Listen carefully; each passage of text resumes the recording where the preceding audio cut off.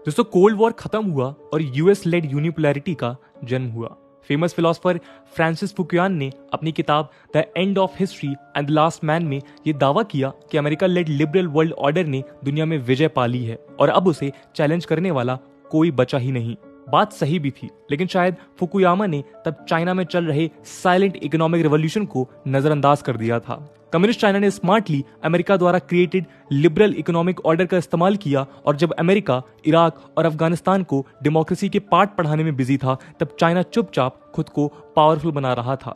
2021 आ चुका है और अब हम न्यू कोल्ड वॉर की बात कर रहे हैं। अमेरिका की ग्लोबल हेजेमनी क्राइसिस फेस में है और अब चाइना दिन ब दिन खुद को अलग अलग तरीकों से एग्रेसिवली असर्ट कर रहा है, चाहे वो इकोनॉमिक डोमेन हो, स्पेस का डोमेन हो, साइंटिफिक डोमेन हो या फिर मिलिट्री का डोमेन।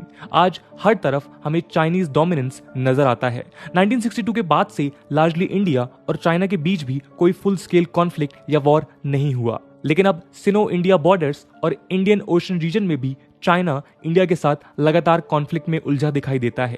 इंडिया और यूएस के इंप्रूविंग रिलेशंस के बावजूद चाइना का ये कॉन्फिडेंस इसीलिए है क्योंकि उसे लगता है कि इंडिया के सामने आज वो काफी ज्यादा पावरफुल है। चाइना का ये कॉन्फिडेंस अनफाउंडेड भी नहीं है। कई एनालिस्ट तो ये भी कहते हैं कि चाइना ने आज कई एरियाज में यूएस जैसी सुपर पावर को भी मात दे दी है।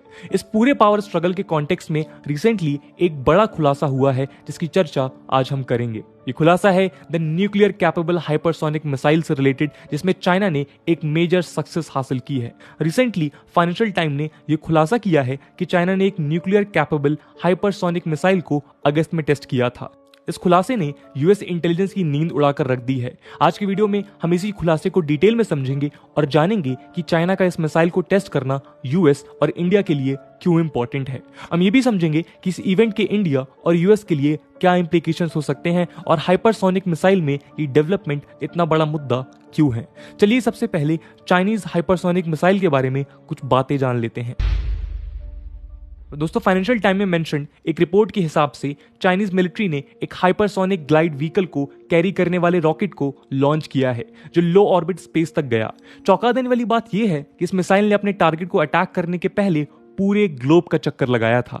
हालांकि खबर यह भी है कि यह मिसाइल कंप्लीटली सक्सेसफुल नहीं हुई क्योंकि इसने अपना टारगेट लगभग 24 माइल से मिस कर दिया है। लेकिन फिर भी इस टेस्ट ने यह दिखाया कि चाइना ने हाइपरसोनिक वेपन्स की रेस में एक मेजर जीत हासिल की है और ये सक्सेस यूएस ऑफिशियल्स के एक्सपेक्टेशन से कहीं ज्यादा है। हाइपरसोनिक मिसाइल्स पर यूनाइटेड स्टेट्स और रशिया भी काम कर रहे हैं और पिछले महीने नॉर्थ कोरिया ने कहा था कि उसने एक न्यूली डेवलप्ड हाइपरसोनिक मिसाइल की टेस्टिंग भी की है। यूएस और रशिया इस फील्ड में सो फार वर्ल्ड लीडर्स हैं, लेकिन अब चाइना भी इस रेस में तेजी से आगे बढ़ रहा है। खैर 2019 में एक परेड के दौरान चाइना ऑलरेडी अपनी हाइपरसोनिक मिसाइल DF-17 को शोकेस कर चुका है, लेकिन ये नया टेस्ट चाइना की मिलिट्री का फर्स्ट एवर टेस्ट है एक न्यूक्लियर कैपेबल हाइपरसोनिक मिसाइल का। चलिए अब देखते हैं कि हाइपरसोनिक मिसाइल बाकी के मिसाइल से अलग क्यों है। दोस्तों इस पूरे डेवलपमेंट ने आज यूएस और इवन इंडिया को शॉक कर दिया है क्योंकि हाइपरसोनिक मिसाइल्स, बैलिस्टिक मिसाइल्स और क्रूज मिसाइल के कंपैरिजन में काफी ज्यादा पावरफुल और कंपैरेटिवली इनडिफेंसिबल हैं। चलिए इसे डिटेल में समझते हैं। हाइपरसोनिक मिसाइल बैलिस्टिक और क्रूज के कंपैरिजन में ज्यादा खतरनाक हैं क्योंकि वो लोअर एल्टीट्यूड्स में साउंड की स्पीड से 5 गुना ज्यादा की स्पीड से उड़ सकती हैं, यानी लगभग 6200 किलोमीटर पर आवर की स्पीड से, और वो अपने टारगेट पर बैलिस्टिक से जल्दी पहुंच सकती है क्योंकि बैलिस्टिक यही डिस्टेंस एक पैराबोलिक ट्रेजेक्ट्री में फॉलो करती है। इसके अलावा हाइपरसोनिक मिसाइल्स की मैसिव स्पीड की वजह से उनके अगेंस्ट डिफेंस सिस्टम भी इनफेक्टिव हो जाते हैं। बैलिस्टिक मिसाइल्स को ट्रैक करना कंपैरेटिवली मच इजियर होता है, लेकिन हाइपरसोनिक मिसाइल्स के केस में ये काफी ज्यादा मुश्किल है। अब ऐसे मिसाइल में अगर न्यूक्लियर कैपेबिलिटी आ जाए और ये कैपेबिलिटी भी आ जाए कि वो पूरे ग्लोब का चक्कर लगा रही है, तब तो अमेरिकन इंटेलिजेंस की नींद उड़ना लाजमी है। खैर इन्हें ट्रैक करना इसलिए भी डिफिकल्ट हो जाता है क्योंकि इतनी मैसिव स्पीड के साथ साथ इन मिसाइल्स का ट्रेजेक्ट्री फिक्स्ड नहीं होता, जबकि बैलिस्टिक मिसाइल्स एक फिक्स्ड पैराबोलिक ट्रेजेक्ट्री को फॉलो करते हैं। हाइपरसोनिक मिसाइल्स को मैन्यूवर भी कहा जा सकता है, वैसे ही जैसे सबसोनिक क्रूज मिसाइल्स को, लेकिन क्रूज मिसाइल की स्पीड कम है। हाइपरसोनिक स्पीड में अगर मैन्यूवरेबिलिटी की कैपेबिलिटी हो तो अगेन ये फीचर भी हाइपरसोनिक मिसाइल को डिफेंस सिस्टम से सेफगार्ड कर लेता है।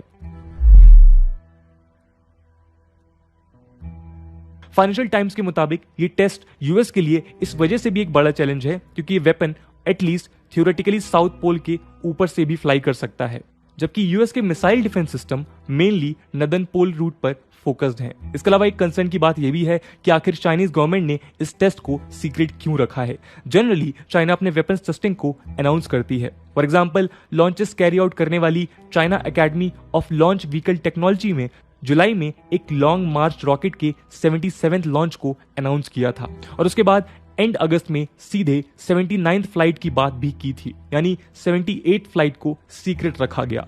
कंसर्न का एक बड़ा कारण यह भी है कि यूएस जैसी कंट्रीज ने क्रूज और बैलिस्टिक मिसाइल्स के अगेंस्ट तो कई डिफेंस सिस्टम्स बिल्ड किए हैं, लेकिन एक hypersonic missile specific defence system की कैपेबिलिटी अभी भी डाउटफुल है। यही वजह है कि चाइना इस टेक्नोलॉजी को एग्रेसिवली बिल्ड करने में लगा हुआ है, जो यूएस के अगेंस्ट उसे बेटर डिटरेंस कैपेबिलिटीज दे सकते हैं।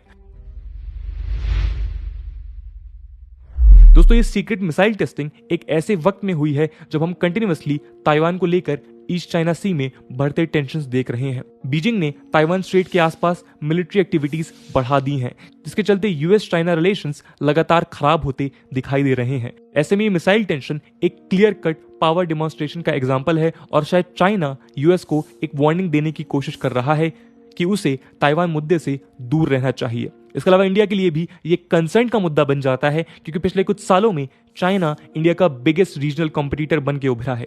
इंडिया की हाइपरसोनिक कैपेबिलिटी में फिलहाल शौर्य मिसाइल है, जिसे इंडिया ने लास्ट ईयर टेस्ट किया था, लेकिन इसका रेंज चाइनीज हाइपरसोनिक मिसाइल से काफी कम है। इसके अलावा पिछले ही साल डीआरडीओ ने एक और बड़ा सक्सेस इस फील्ड में अचीव किया था, जब उसने हाइपरसोनिक टेक्नोलॉजी डिमॉन्स्ट्रेटर व्हीकल या फिर HSTDV को सक्सेसफुली टेस्ट किया था। तब ऑफिशियल्स ने कहा था कि यह achievement hypersonic cruise missile system की डेवलपमेंट का फाउंडेशन स्टोन बनेगा। हालांकि दावा यह भी था कि इस पूरी टेक्नोलॉजी को रोबस्ट बनाने में अभी 4 से 5 साल का समय और लगेगा। इन टोटलिटी हम ये कह सकते हैं कि चाइना का हाइपरसोनिक मिसाइल्स को डेवलप करना एक पॉसिबल हाइपरसोनिक मिसाइल रेस को एशिया में भी जन्म दे सकता है, जो एशिया में फ्यूचर कॉन्फ्लिक्ट और टेंशंस को फर्दर इंक्रीज करेगा।